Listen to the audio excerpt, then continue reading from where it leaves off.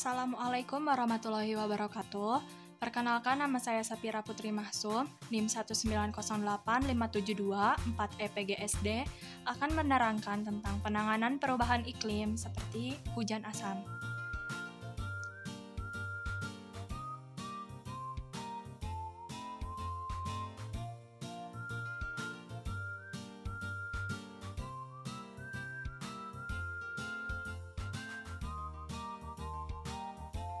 Apa itu hujan asam?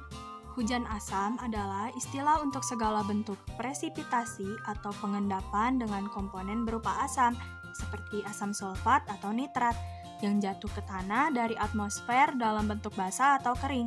Proses ini bisa berupa hujan, salju, kabut, hujan es, atau bahkan debu yang bersifat asam. Hujan asam memiliki tingkat keasaman atau pH di bawah normal, yakni kurang dari 5,6. Adapun hujan yang turun di wilayah Indonesia memiliki pH normal sekitar 6. Asamnya hujan ini dikarenakan kandungan karbon dioksida atau CO2 yang larut dengan air hujan itu sendiri dan memiliki bentuk sebagai asam lemah.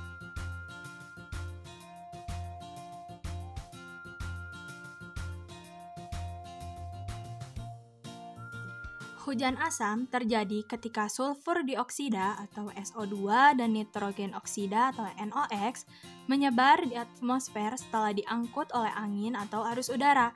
SO2 dan NOx ini dapat bereaksi terhadap air, oksigen, dan bahan kimia lainnya untuk membentuk asam sulfat dan nitrat. Unsur-unsur itu kemudian bercampur dengan air dan bahan lainnya sebelum jatuh ke permukaan bumi. Sebagian kecil SO2 dan NOx yang menyebabkan hujan asam berasal dari sumber alami seperti erupsi Gunung Merapi.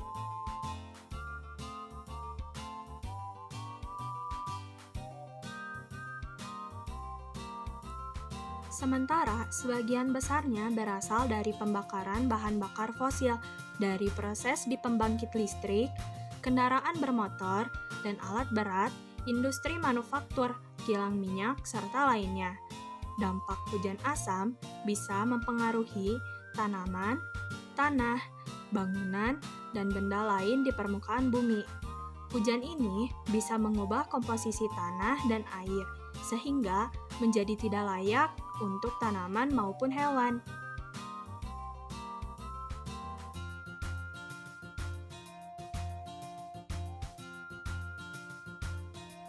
Misalnya, danau yang sehat memiliki pH 6,5 atau lebih tinggi. Hujan asam bisa meningkatkan tingkat keasaman air di danau itu sehingga banyak ikan berpotensi mati, sebab sebagian besar spesies ikan tidak dapat bertahan pada air dengan pH di bawah 5. Apabila pH air menjadi 4, danau tersebut akan dianggap mati. Hujan asam pun dapat memperburuk kualitas batu kapur dan marmer pada bangunan. Selain itu, manusia juga bisa menerima dampak buruk hujan ini.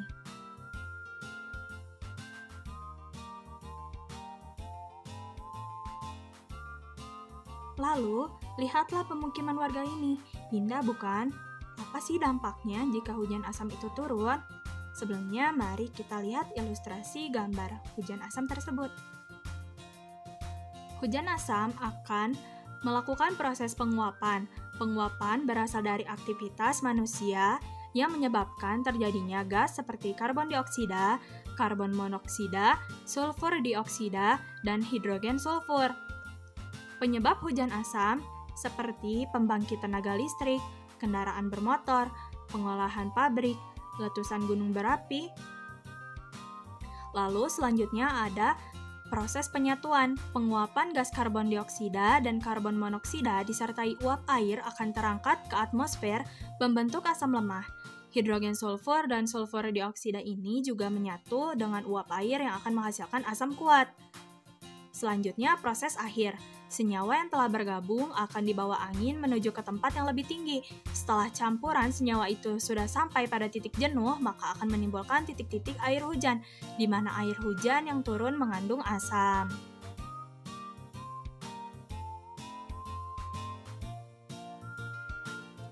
Selanjutnya ada dampak hujan asam. Dampak hujan asam terhadap manusia, salah satunya karena fenomena alam ini bisa memicu penyakit tertentu. Contohnya, sakit paru-paru, penyakit kulit, dan lain sebagainya. Oleh karena itu, banyak dampak negatif yang ditimbulkan. Hujan asam perlu dicegah.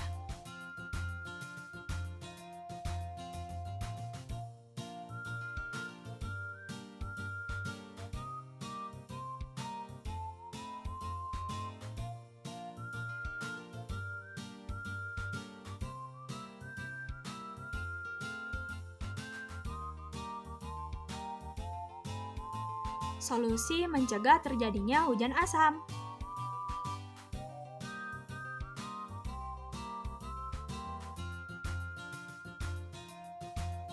Pertama, hujan asam bisa dicegah dengan membatasi penggunaan bahan bakar fosil serta beralih pada sumber energi baru dan terbarukan, seperti tenaga surya, angin, mikrohidro, dan lainnya.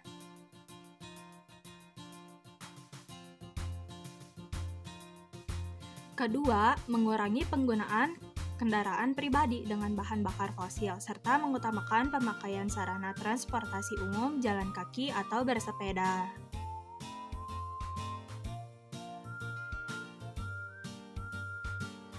Yang ketiga, menghemat atau mengurangi penggunaan listrik dari bahan bakar fosil dan menggantinya dengan sumber tenaga surya.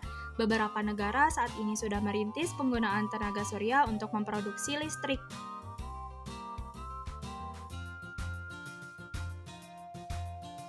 Jadi, waspada pada hujan asam.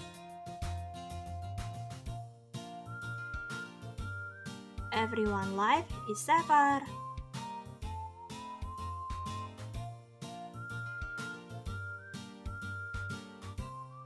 Thank you for watching. Bye.